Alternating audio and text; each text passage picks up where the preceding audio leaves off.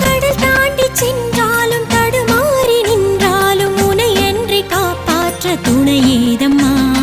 மகமாயி மனது வைத்து மனம் குளிர உனை கண்டு மண்ணாள அருள் பொழியும் நேரம்